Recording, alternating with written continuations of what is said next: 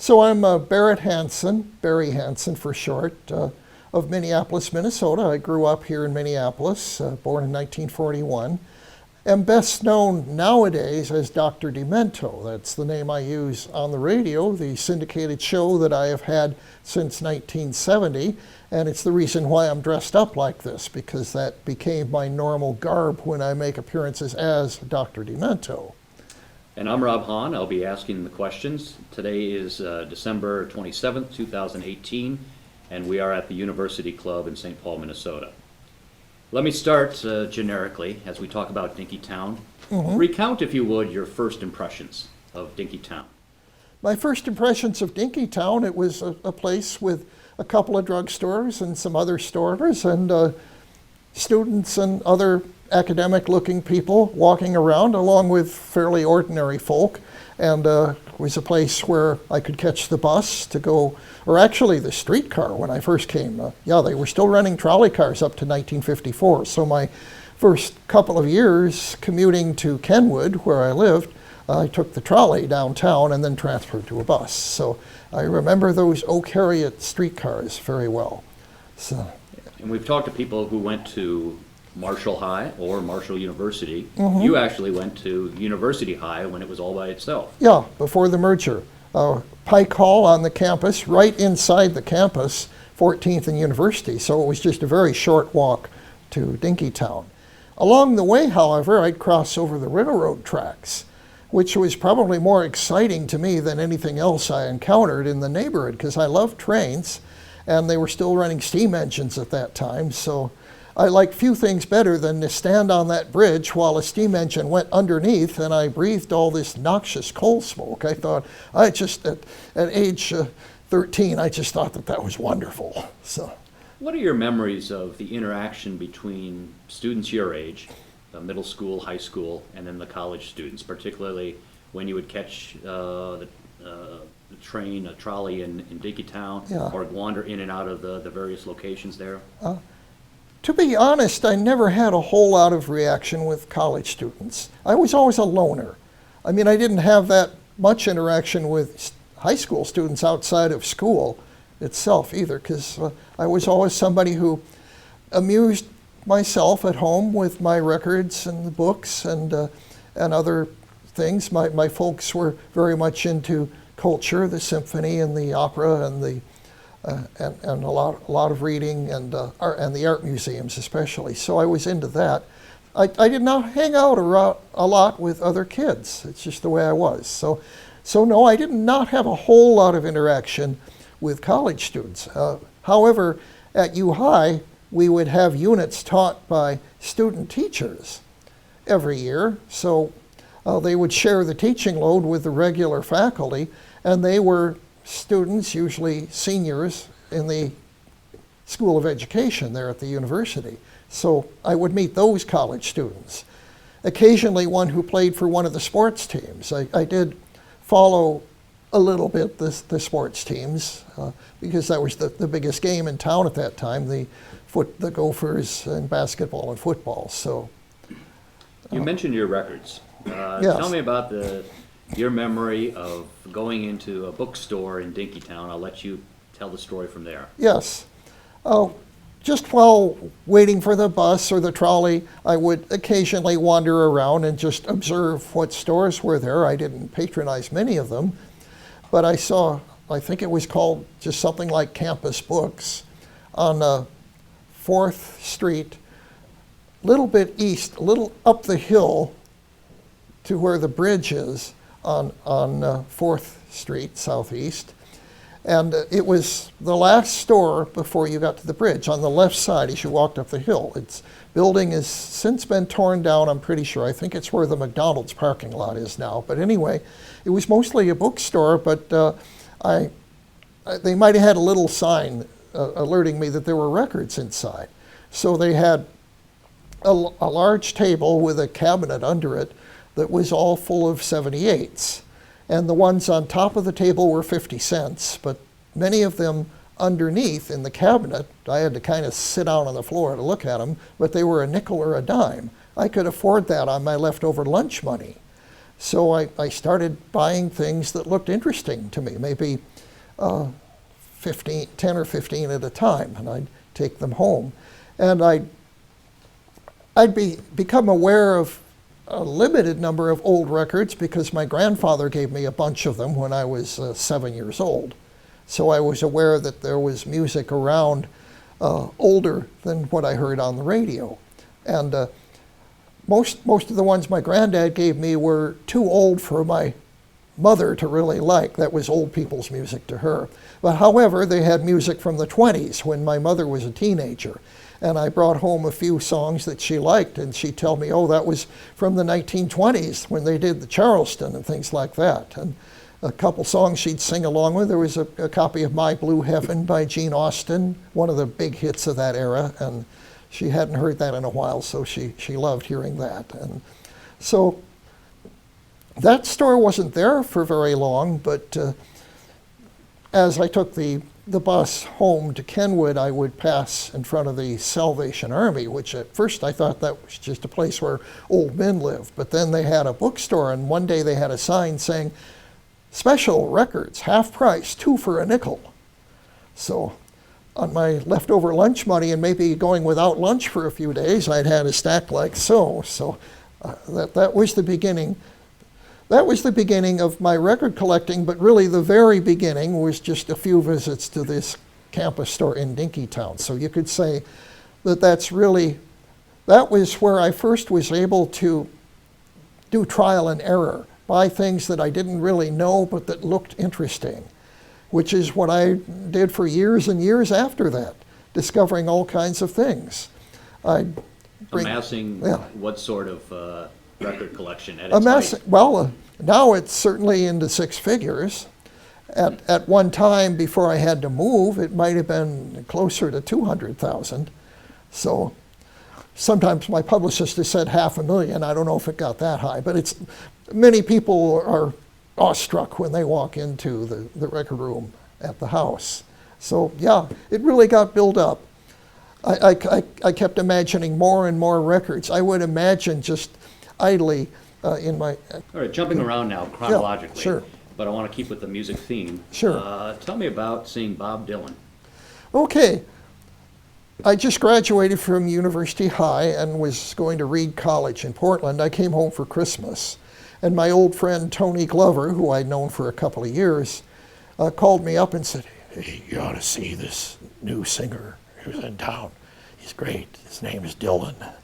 And so I agreed that I would go to the 10 o'clock Scholar. It was an evening, a weekday evening, I think, shortly after Christmas. And so Tony picked me up, probably in his 51 Merc, and we drove to Dinkytown and went to see Bob Dylan at the Scholar, and he was there. We got there right on time, and he sang. He had not started writing yet, at least not anything that he'd sing in public, so it was all folk songs, but certainly doing them all in a very unique way, somewhat like his first album, even a little more like the Minnesota Hotel tape, which is circulated in bootleg form and maybe even legit form by now over a number of years. So anyway, that's what we saw. I was impressed. He was very different. I enjoyed. It was full of energy. And after the set, Tony introduced me to him. And the main thing I remember about his personality is after his set, he was really bouncing off the walls, talking a mile a minute and saying hi to the people that he knew. The audience was 30, something like that. Not a big audience, but it was not empty either. And but I just remember the energy, and he was very cordial. He was real happy to meet me, asked me a couple questions about myself. So none of the sullen demeanor that he has displayed on subsequent occasions, but it was great. I was very impressed. Funny, they didn't have any sign saying who he was at the 10 o'clock Scholar, so for some time afterwards I thought I had seen somebody whose name was Dillon. You mentioned Tony Glover. Yeah. Talk a little bit about him and maybe about Koerner and Ray as well. Okay. Yeah, Tony Glover was the first one of those I met.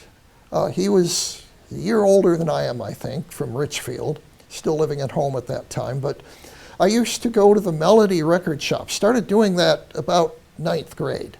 I discovered, I'd gotten to like, through various circumstances, the contemporary R&B scene, especially the electric blues scene. People like Muddy Waters and Jimmy Reed, Little Walter, who were putting out new 45s at that time, maybe a new one every 3 months or so for each of them.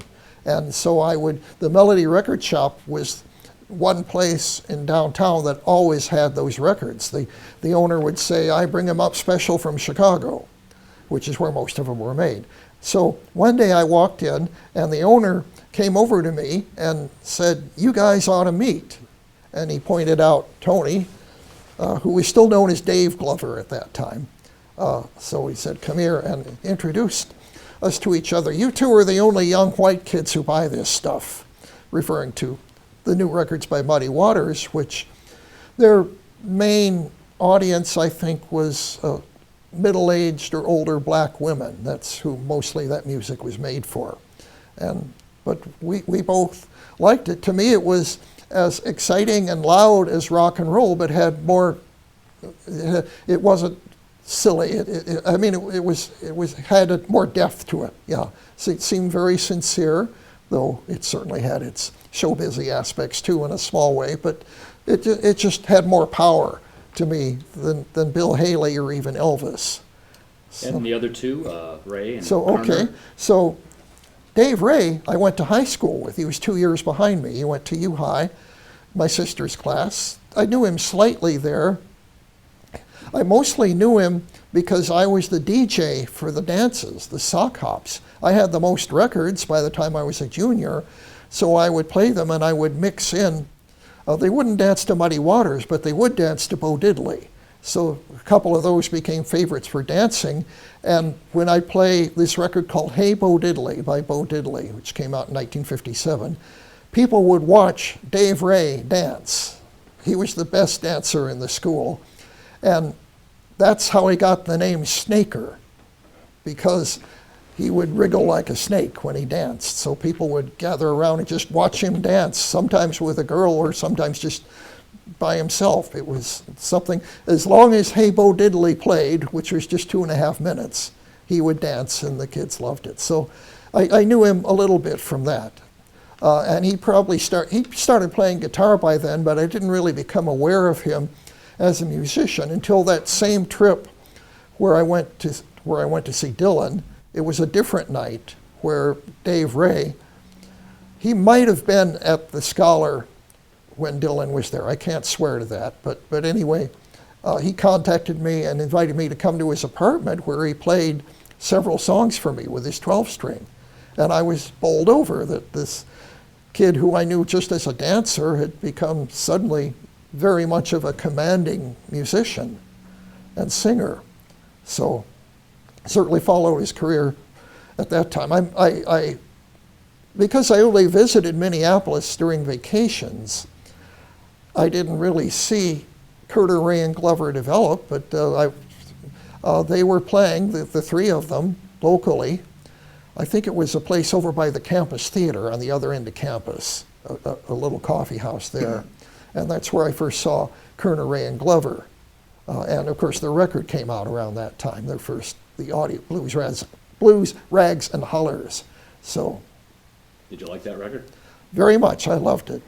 Played it. To me, it was the best white blues I had ever heard. I mean, they're maybe a little bit better known nationally was John Hammond, whose first album came out right around that time. But I loved Koerner, Ray, and Glover. To me, they were the best young white kids at doing blues at that time.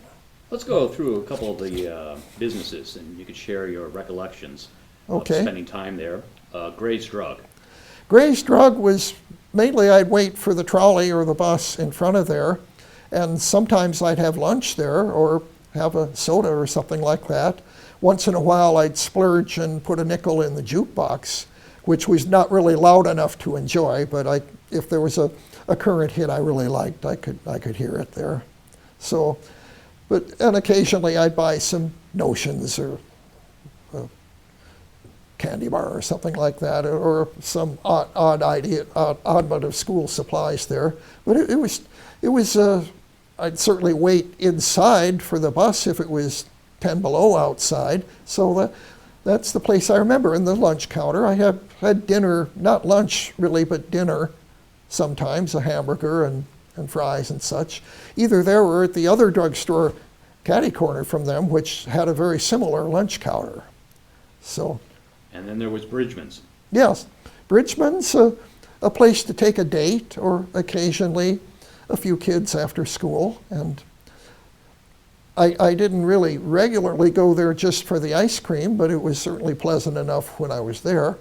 But mostly it was a place for special occasions.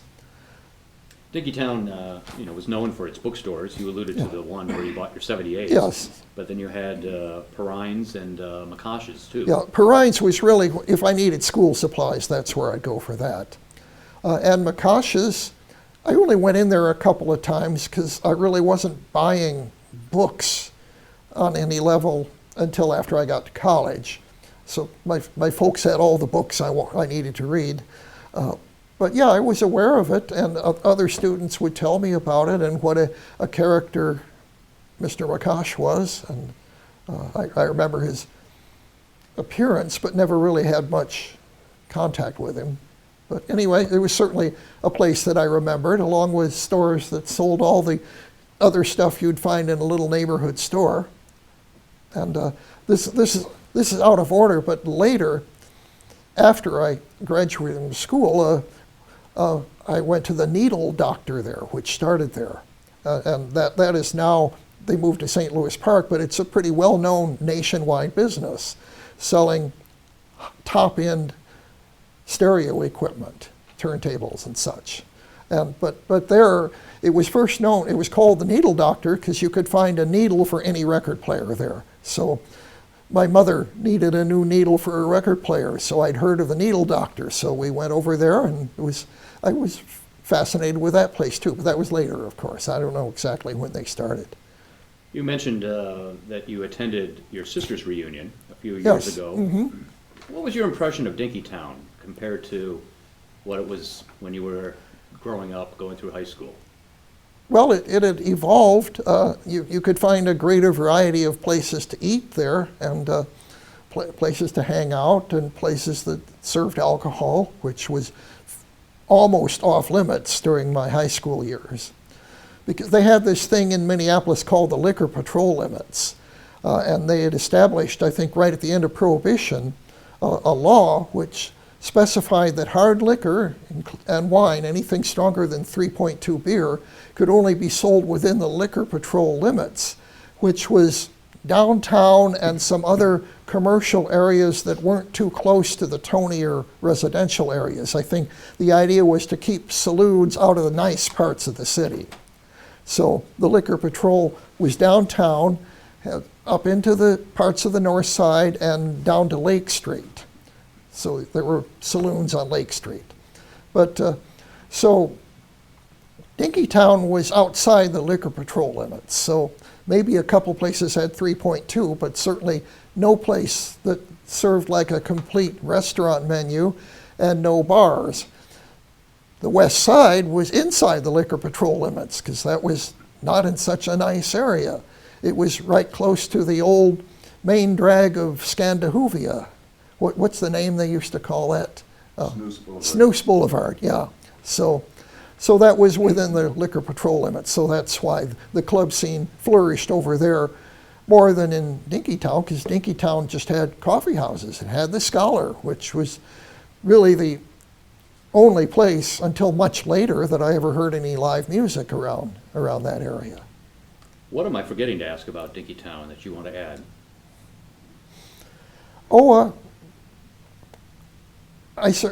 To me, it was just like another neighborhood residence, a place where there'd be drugstores and places to buy stuff that you needed, but with the college students being there. The Scholar opened probably when I was a junior in high school, and seniors at U-High used to be allowed to go off campus for lunch. Other students could not. So some of those would go and have lunch or some sort of refreshment at the Scholar or maybe some other place. I was never part of that crowd, though. I was always a loner. I had my own amusements. I'd go any place where I could find records cheap as time passed.